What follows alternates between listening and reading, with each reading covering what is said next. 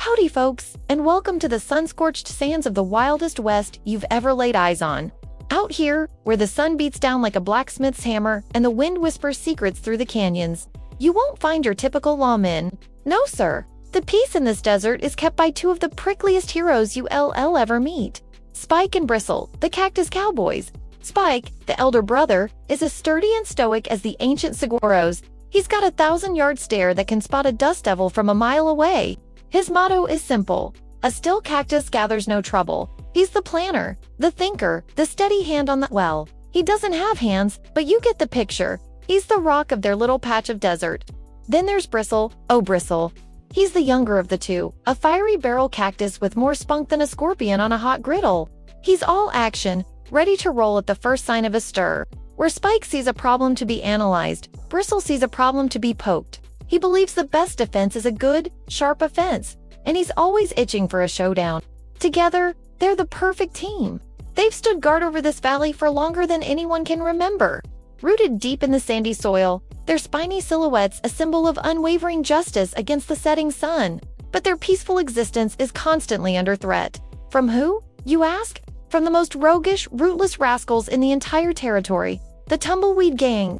These guys are the definition of drifters, led by the notorious Rusty Roll, a massive, tangled mess of dried-up thistle and bad intentions. They blow into town whenever they please, causing chaos and kicking up dust, just for the fun of it. They don't respect the quiet rhythm of the desert. They just roll, and where they roll, trouble follows. One particularly blistering afternoon, a hush fell over the valley. The lizards froze, the snakes slithered for cover.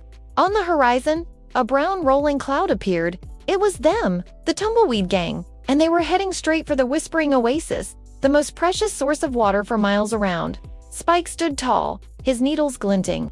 "Steady, Bristle," he said in his low, gravelly voice. "Let's see what the wind is blowing our way." Bristle was practically vibrating with anticipation. "Steady, Spike. They're not just blowing, they're aiming to clog up the oasis. We can't let them do that. Think of the Gila monsters. Think of the desert tortoises." Rusty Roll and his gang tumbled closer, cackling in the wind, their dry branches rattling like a bunch of skeletons on a joyride. Well, Rusty's voice rasped. "Look what we have here! The prickly pear. Still just standing around. We're feeling a bit thirsty, thought we'd take a dip."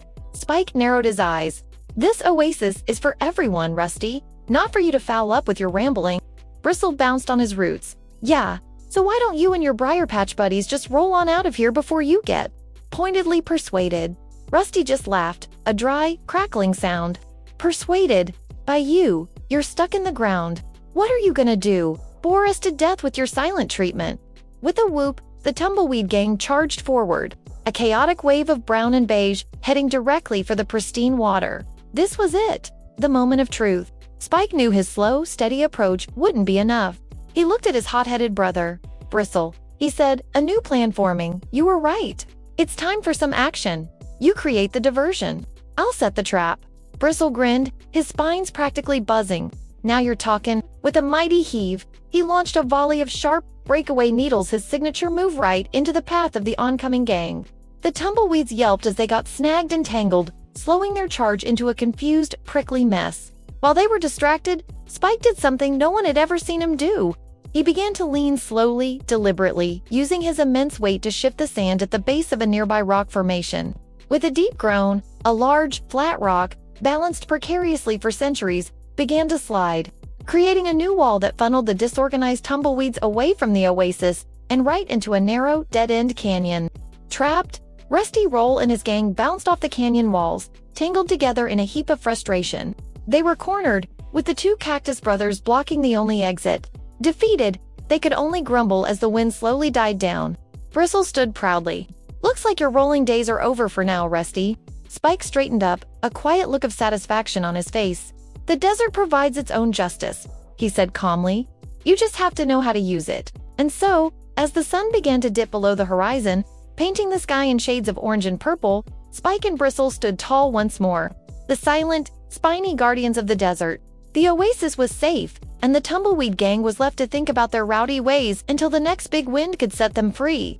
The Cactus Cowboys had saved the day again, proving that whether you're fast or slow, it's sticking together that makes you a true hero of the West. Thanks for watching our little desert tale. If you enjoyed the adventures of Spike and Bristle, don't forget to hit that like button, subscribe for more stories from the Wild West, and ring that notification bell. We'll see you next time, partners.